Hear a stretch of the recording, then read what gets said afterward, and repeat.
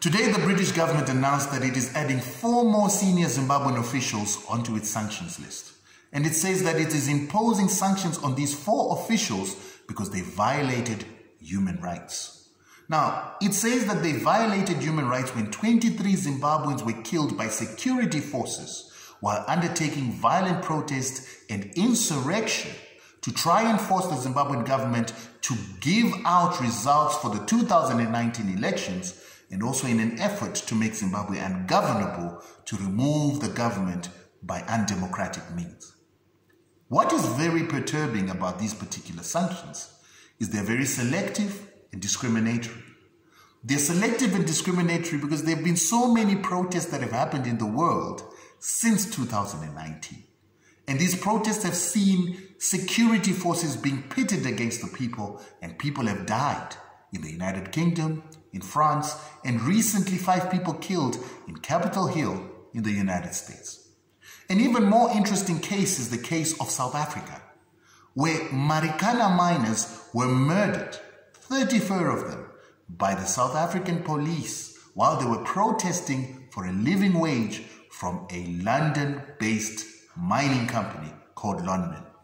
We never heard the British government talk about violations of human rights where their mining company was not paying people, and 34 of them were shot by the police for protesting for a living wage. The British government said nothing about the French police that killed French protesters during Yellow Vest. And they said nothing when 5 people were killed in the United States, and after that the National Guard was put on the streets to shoot to kill any Americans that tried to undertake insurrection on the US Capitol.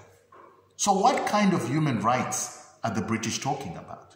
Particularly when you think of the fact that this very same British government said that there were weapons of mass destruction in Iraq.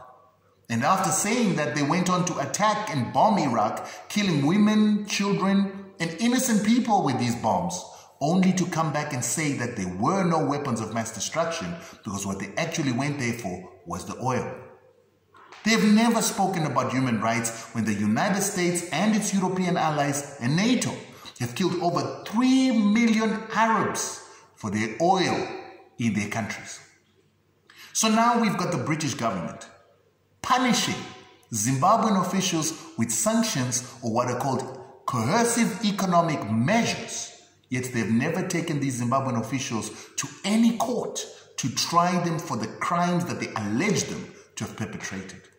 But the Bill of Human Rights is very clear that no person can be guilty unless they've been charged in a competent court or tribunal, tried, given an opportunity to defend themselves from the charges, given an opportunity to cross-examine the evidence that is being placed against them, found guilty, and then punished according to the international legal codes or criminal codes upon which they are being judged. None of the Zimbabwean officials have been taken to any of those courts. None of the Zimbabwean people that are being collectively punished by US, EU, and UK sanctions have ever been taken to any court and tried for crimes against humanity or violations of human rights and found guilty. So on what basis are these UK sanctions being imposed, these punishments being imposed without trial? Is that not a violation of human rights?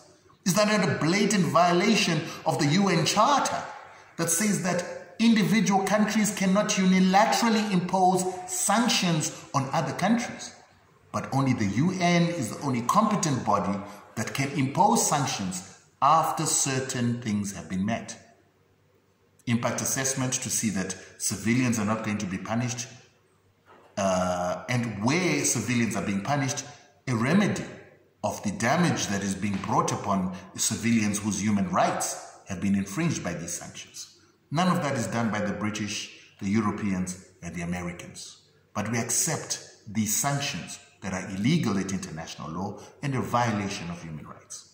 It is clear that European countries are not following ICID, which is an agreement against racial discrimination, because they continue to racially discriminate brown and black countries while they continue to violate human rights without consequence.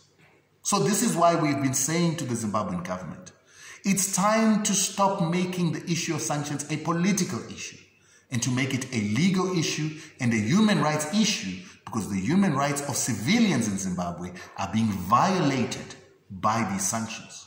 And even the human rights of these so-called targeted officials are being violated as long as they've never been taken to any court, tried and proved guilty, and through international processes and law.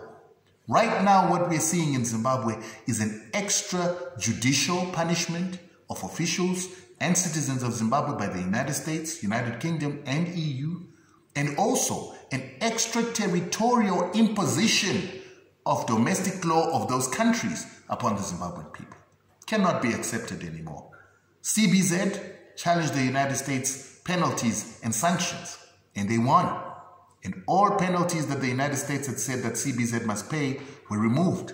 And this only after an American chairman sat on the board of CBZ. Van Hoogstraten, Rottenberg, Bredenkamp have all challenged the US sanctions on them, and they've been removed from the lists of the US and the UK. So why is it that we as black people are not taking international law to stand up for our rights? The United Kingdom, the United States, and EU are violating human rights in contravention of the Human Rights Charter, in contravention of the Universal Declaration of Human Rights and the treaties that go with it. In the European Union, they are violating their own human rights charter in their council. It's time that we challenge this. It's time that we took these issues to international court and stood up for our rights like what Iran did.